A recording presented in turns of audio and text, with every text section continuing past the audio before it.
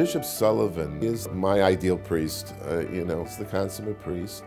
He's a happy man, and he is a good man. This is a man of intense faith and a very decent, down-to-earth human being, with a very warm and generous heart.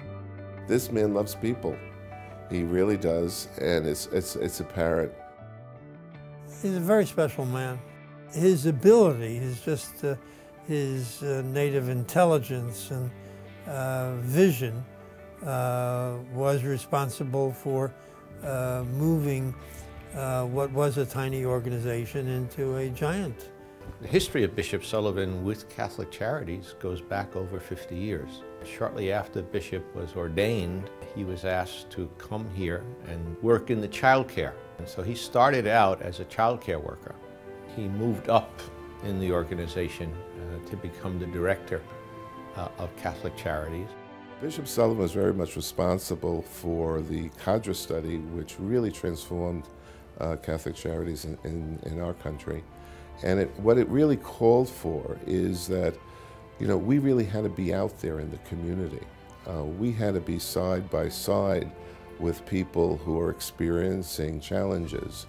And we had to really work in collaboration with people, listening and creating solutions for the things that they were finding challenging.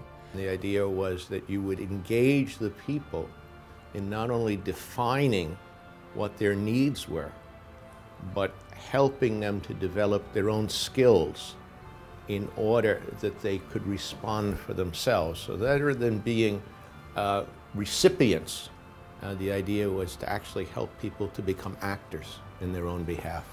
And that has given birth in this diocese to a tremendous amount of affordable housing development, early child development programs, which are really there to help parents be able to go to work, and certainly for kids to get a head start in their education. We have developed a vast amount of services for senior citizens so they can live out their years with dignity in the community. But all of this has been developed in concert with people.